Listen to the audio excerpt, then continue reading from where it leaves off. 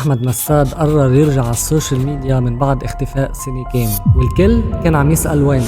أنا مستغرب يا جماعة، ما حدا عارف عنه شيء. هذا الإنسان، هذا اليوتيوبر الشهير اسمه أحمد مساد.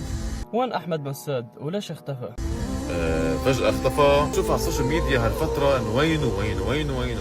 هون العالم والناس صارت تطلع أخبار وقصص عن اختفائه، ناس تقول انخطف، ناس تقول انقتل، ناس تقول انحبس، وكتير من الأخبار والإشاعات. أحمد مساد له تقريبا ما يقارب سنة مختفى عن السوشيال ميديا. هل هو اختفى بإرادته الشخصية ولا اختفى حد خاطفه؟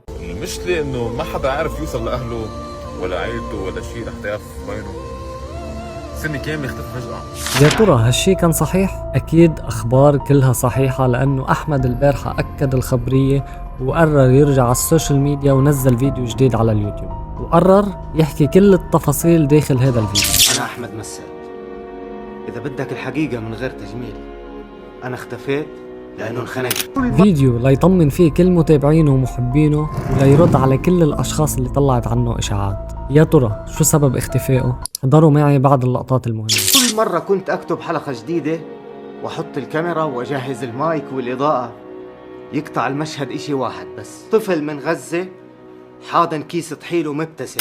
أحمد مبين على حالته التعب والنحافة من خلال وجهه وحركاته وحكيه، وكان عم بيقول إنه ما إله نفس يصور بسبب الأحداث اللي صارت من بعد 7 أكتوبر. سنة وشوي كانت آخر مرة بتشوفوني فيها، وآخر حلقة بكذب على حالي فيها. أنا ما كنت مسجون ولا مفقود ولا ميت، أنا كنت منطفي، مكتئب ومنطفي. الكاميرا كانت تشتغل وأنا من جوا طافي. بفتح سكريبت حلقة كوميديا، بيطلع لي جوع مش للأكل، جوع للمعنى. بضحك وبعمل كوميديا قدام العدسة، وبس تنطفي بسأل حالي، هو الضحك صار واجبي ولا صار قناع أنا لابسه؟ بتبلش حرب أسئلة جوا راسي تخنقني خنق، ويرجع مشهد الطفل وكيس الطحين قدامي، وترجع صورة أب حامل ابنه ومش لاقي قبر يوديه، وبعدها صورة أم مستنية تسمع صوت رجعة بس ولا أي شيء بيرجع.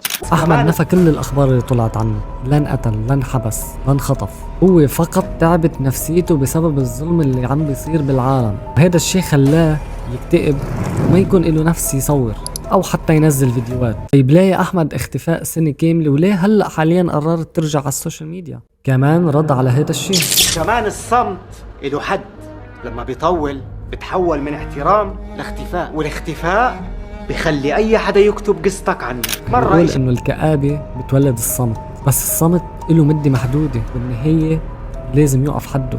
كرمال هيك قرر يرجع، رجع أكد أكتر من مرة إنه كل اللي انحكى عنه مجرد إشاعات. مرة إشاعة موت، مرة بخلوك شهيد، مرة تحليل سياسي، مرة محبوس، ومرة شبع فلوس، وفيديو طويل عنك وهو ما بيعرفك غير بالاسم. لا هو أخوك ولا هو صاحبك ولا عمره شافك، قرر يكتب قصتك. فهمت؟ وقال شيء كتير مهم، إنه ما حيقبل حدا يكتب قصته، هو اللي رجع وحيحكي قصته الحقيقية والصحيحة. فهمت وقتها إني إذا ما رجعت ومسكت قصتي بإيدي وكتبتها رح يكتبها غيري ويبيعوها الناس باسم. أحمد الصراحة كلامك لا يعلى عليه، ترفع لك القبعة.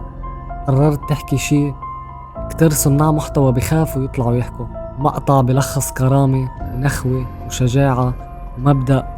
حاترك لكم مع هذا المقطع الصغير لأحمد شو عم بيقول، اسمعوه منيح لحتى تعرفوا انه ما عاش في هيك صناع محتوى ابدا.